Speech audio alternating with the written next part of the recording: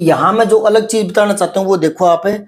दया भले ही नाम कोई रख ले, वो उसकी निजी स्वतंत्रता है कि कौन कैसा नाम रख रहा है अपने बच्चों का, ठीक है ना। इससे मूल शब्द को आप उसके अनुसार नहीं देख सकते। दया मतलब दया, जो क्रोध, दया, हमदर्दी, सहानुभूति जो मन में पैदा होती है, तो ये भाववाचक ही है। ये व्यक्तिवाचक एक ही कंडीशन में माना जाएगा, जब यूं आए दया साथियों प्रति है या दया खेलती है, यूं। समझ में आ रही बात है।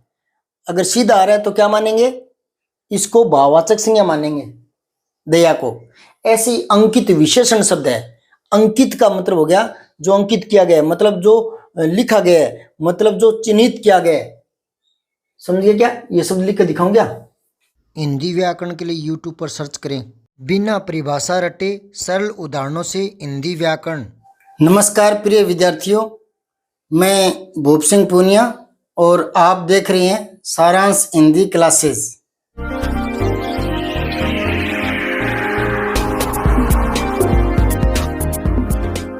लीजिए एक दो प्रश्न देखिए।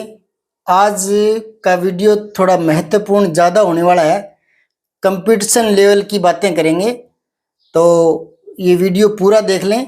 और छोटा सा वीडियो है, पहले इन प्रश्नों पर चर्चा करते हैं, फिर बात को आगे बढ़ाते हैं। हाँ, अगर सब्सक्राइब नहीं किया चैनल को तो सब्सक्राइब कर लें और बेल आइकन जरूर दबा दें। अभी सब्सक्राइब करने का मन नहीं कर रहा तो कोई बात नहीं, पहले देख लें, उसके बाद में लगे तो सब्सक्राइब कर लेना, क्योंकि इस चैनल पर विद्यार्थियों के लिए उपयोगी बातें ही मिलेगी, ठीक है। भले वो व्यावहारिक बातें हो, भले ही वो पढ़ाई की बातें हो, भले ही वो 6ठी 7वीं 8वीं 9वीं बच्चों के लिए हो, भले वो 11वीं 12वीं वाले बच्चों के लिए हो, भले वो कंपटीशन वाले बच्चों के लिए हो, ठीक है। तो पढ़ने वाले बच्चे इसको सब्सक्राइब कर ले, ठीक है। तो पहले प्रश्न देखें,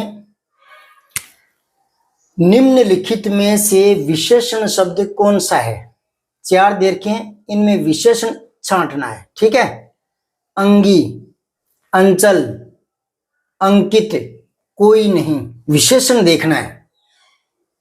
अंगी हाँ विशेषण है, अंचल नहीं है। अंचल बोलते हैं क्षेत्र को, ठीक है ना, कोई भूभाग, ठीक है। अंकित भी विशेषण शब्द है, अंगी भी विशेषण है, अंकित भी विशेषण है। अब 2 विशेषण लग जाते हैं ना, तो फिर तीसरा विशेषण होना चाहिए, उपयुक्त सभी या इनमें से कोई नहीं। यहां थोड़ा गौर कर लेना चाहिए, जब 2 एक जैसी मिलती हो एक ही कैटेगरी के तब की बात है, लेकिन ये कोई बहुत बड़ा सूत्र नहीं है, ठीक है ना। तीसरे पर भी गौर कर लें, अंचल जो है वो संज्ञा शब्द है, ठीक है। अगर आपने संज्ञा नहीं देखी, संज्ञा के भेद नहीं जाने, तो पीछे के मेरे वीडियो है, प्लेलिस्ट बना रखी है, उनमें देख लें, ठीक है। तो उनको देखे बिना, भेद जाने बिना, संज्ञा को ढंग से समझे बिना इन प्रश्नों पर चर्चा करना भी बेकार है, ठीक है। तो पहले थोड़ा बेसिक नॉलेज होता है ना, फिर चर्चा में भाग लेते हैं तो आनंद भी आता है और ज्ञान में और वृद्धि होती है। जब पहले कुछ सीखा हुआ नहीं है और कंपटीशन में बैठ जाते हैं या मतलब वाद विवाद में बैठ जाते हैं, तो वहां दूसरों की सुनेंगे, मुंह ताकते रहेंगे, है ना, खुद भाग नहीं ले पाएंगे। तो आप पीछे की वीडियो देख लें, थोड़ा संज्ञा को जान ले, फिर आपको पता लगेगा कि अंचल संज्ञा शब्द है। अब देखो, ये विशेषण और ये विशेषण, फिर भी प्रश्न बनकर आ गया कि विशेषण छांटे, दोनों ही विशेषण है तो कौन सा छांटे। इस तरह के जो प्रश्न होते हैं ना, उन पर क्या है, विवाद खड़े हो जाते हैं और वो प्रश्न लास्ट में या तो हटाने पड़ते हैं या उनके बोनस अंक देने पड़ते हैं, या इनके कारण, ऐसे प्रश्नों के कारण बात जो है वो कोर्ट तक पहुंच जाती है, रिजल्ट जो आने वाला होता है उसमें देरी हो जाती है, ठीक है। तो ये परेशानी वाले प्रश्न होते हैं। मुझे एक बात समझ में नहीं आती कि जो पेपर सेटर है, पेपर सेट करते हैं, पेपर बनाते हैं, वो कोई छोटे बच्चे तो होते नहीं, है ना, एज्ड व्यक्ति होते हैं, अनुभवी व्यक्ति होते हैं, परिपक्व होते हैं। तो क्या वो 100% 50% फ्रेश नहीं निकाल सकते, जिसमें कोई कंफ्यूजिंग नहीं हो, जो प्रश्न कोर्ट में न जाए, जिन पर रिट न लगे, क्या ऐसे प्रश्न नहीं निकाल सकते? मैं निकाल सकता हूँ। मुझे हिंदी पढ़ते हुए 20 साल से ऊपर हो गया, ठीक है। क्या मैं 100% 1000 100 छोड़ो, मैं तो 1000 निकाल दूंगा, 1000 नहीं 2000 निकाल दूंगा। ऐसे प्रश्न जो एकदम फ्रेश हो, जिसमें कोई भी रिट लगने की संभावना नहीं हो, निकाल दूंगा। 20 साल हो गए। तो जो पेपर सेट करते हैं, पता नहीं कैसे उनके प्रश्न जो है वो कोर्ट में पहुंच जाते हैं।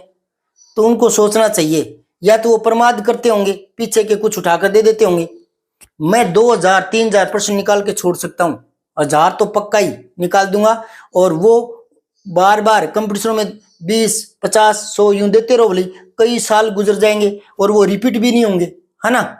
अलग अलग प्रश्न होंगे और फ्रेश प्रश्न होंगे जिनमें बच्चों का हित होगा, क्योंकि बार बार रिट लग जाना, कोर्ट में रिजल्ट डिले हो जाना, ये सारी बातें मतलब समय खराब करती है, बच्चे का दिमाग खराब करती है, टेंशन में रखती है ना।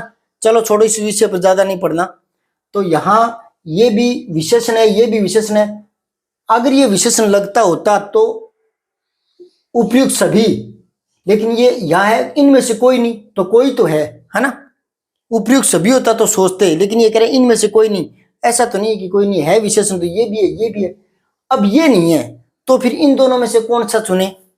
तो जो बच्चा चुनकर आएगा, मैं भी एक बार अपने आप को बच्चा ही मान लेता हूं, मैं मतलब ये पेपर हल कर रहा हूं तो मैं भी विद्यार्थी ही हूं, तो मेरे सामने ये प्रश्न है तो ये तो कन्फर्म है कि ये संज्ञा शब्द है, बस कन्फर्म है, ठीक है।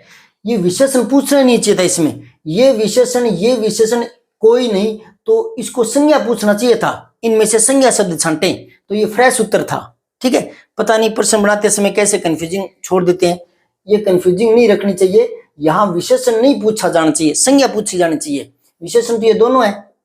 अब चलो उसने पूछ लिया तो मेरे पास तो विकल्प क्या है, 4 ए बे से दे में से एक गोला काला करना पड़ेगा ना, अगर मैं एग्जाम दे रहा हूं तो अंग जो है, हिस्सा, भाग, अंग संज्ञा शब्द है, और इसमें ई प्रत्यय जुड़ गया अंगी, तो संज्ञा से बन गया ना ये अलग, तो ये विशेषण शब्द बना है अंगी, ठीक है। तो ये तो मेरे ध्यान में आ गया।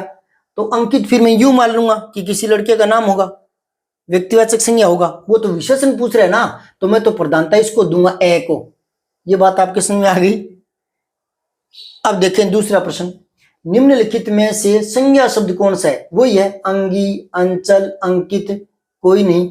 तो ये मैं पहले ही कह रहा था कि इसकी जगह संज्ञा पूछा जाना चाहिए, तो संज्ञा शब्द इसने पूछा, ये प्रश्न बढ़िया है, ऐसे प्रश्न पूछे जाने चाहिए, और ये आपका उत्तर हो गया, ठीक है। और देखें निम्नलिखित में से विशेषण शब्द कौन सा नहीं है, इसमें पूछा कौन सा है, ये कह रहा है कौन सा नहीं है, तो 1 2 3 वही है अंगी, अंचल, अंकित, ठीक है। तो विशेषण कौन सा नहीं है, तो एक तो अंगी विशेषण है, ये मैंने पहले कह दिया, अंकित भी विशेषण है, और ये अंचल ये विशेषण नहीं है, तो यू पूछ सकता है यहाँ। तो ये प्रश्न भ्रमित करने वाला है, या तो यहाँ विशेषण नहीं है लगाना चाहिए था जैसे ये बना है। ये दो प्रश्न बढ़िया बन रहे हैं, ऐसे प्रश्न बनाने चाहिए ताकि मामला कोर्ट में ना पहुंचे, समय खराब न हो।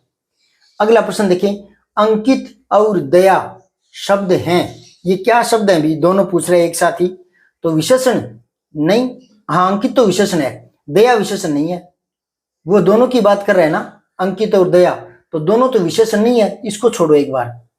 फिर वो कह रहे भाववाचक संज्ञा, दया भाववाचक संज्ञा है, ठीक है, लेकिन अंकित भाववाचक नहीं है, ये भी छोड़ो।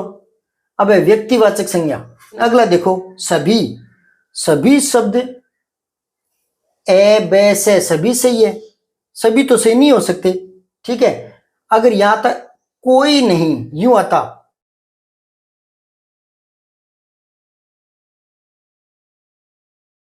सभी तो नहीं हो सकते, है तो ऑप्शन एक ही ना, ऑप्शन तो एक ही सही होगा, तीनों ऑप्शन सही कैसे हो जाएंगे, ये तो ऑप्शन हो नहीं सकता, सभी तो है नहीं, हमने कट कर दिए दो, तो फिर इसको ही चुनना पड़ेगा। दया फिर लड़की मानना पड़ेगा, दया नाम की लड़की, अंकित नाम का लड़का, तो अगर ऑप्शन ऐसे आते हैं तो मैं ये चुनने पर विवश हूं, मजबूर हूं, समझ आई बात, क्योंकि प्रश्न ऐसे आते हैं एग्जाम में जो भ्रमित करते हैं और गलत होते हैं और उन पर रिट लगती है, ठीक है। तो ऐसे प्रश्न पेपर में नहीं पूछे जाने चाहिए जो भ्रम पैदा करते हैं, ठीक है। यहां मैं इनको मानने पर मजबूर हूं व्यक्तिवाचक, लेकिन ये शब्द व्यक्तिवाचक संज्ञा नहीं है। ये व्यक्तिवाचक कब होगा, दया 7वीं में पढ़ती है तब ये होगा व्यक्तिवाचक, अंकित खेलने गया है तब होगा व्यक्तिवाचक, लेकिन अब इलाज नहीं है, विशेषण नहीं, ये विशेषण है तो ये नहीं है, भाववाचक संज्ञा ये है तो ये नहीं है, और सभी तो वैसे तो हो नहीं सकते, तो फिर मजबूरी में व्यक्तिवाचक मानना पड़ेगा इनको, लेकिन ऐसे मानने से कुछ नहीं होता। ये तो प्रश्न की बात कर रहा हूं जो कंपटीशन में इस प्रकार के भ्रमित करने वाले आते हैं, पर बात ये है कि यहां मैं जो अलग चीज बताना चाहता हूं वो देखो आप, दया भले ही नाम कोई रख ले, वो उसकी निजी स्वतंत्रता है कि कौन कैसा नाम रख रहा है अपने बच्चों का, ठीक है ना। इससे मूल शब्द को आप उसके अनुसार नहीं देख सकते। दया मतलब दया, जो क्रोध, दया, हमदर्दी, सहानुभूति जो मन में पैदा होती है, तो ये भाववाचक ही है। ये व्यक्तिवाचक एक ही कंडीशन में माना जाएगा, जब यूं आए दया साथियों प्रति है या दया खेलती है, यूं। समझ में आ रही बात है।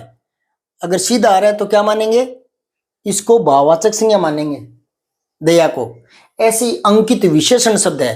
अंकित का मतलब हो गया जो अंकित किया गया है, मतलब जो लिखा गया है, मतलब जो चिन्हित किया गया है। समझिए क्या, ये शब्द लिख के दिखाऊं क्या?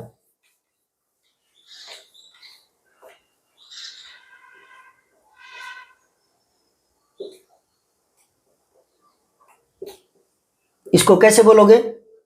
चिन्हित, ठीक है, चिन्हित। अगर उच्चारण नहीं आ रहा तो देखो, ची, चे के अंदर छोटी ई है, ची, फिर है में क्या है, आधा है तो, और छोटी नी और तय है, ये चिन्हित। नित ध्वनि बाद में आएगी, चिन्हित, ठीक है। जिसको चिन्हित कर लेना, कहते हैं ना कि ये प्लॉट या ये मकान चिन्हित कर लिया गया है, मतलब उनको नोटिस में ले लिया गया है, चिन्ह लगा दिया गया है जिन पर, ठीक है। तो चिन्हित जो शब्द है वो इसका अर्थ निकलता है, तो ये विशेषण शब्द है, ठीक है। अब आप चाहें तो चैनल को सब्सक्राइब कर लें, इसी प्रकार के प्रश्नों पर चर्चा करते रहेंगे, कुछ नया सीखते रहेंगे। और अगर आप कुछ पूछना चाहते हैं, कुछ इसके बारे में राय देना चाहते हैं, तो कमेंट में जरूर पूछें, मैं आपके हर कमेंट का जवाब दिया करता हूं। जय हिंद। तलवार की नोक पर या एटम बम के डर से कोई हमारे देश को झुकाना चाहे, दबाना चाहे, ये देश हमारा दबने वाला नहीं। सब्सक्राइब करके बेल आइकन जरूर दबाएं।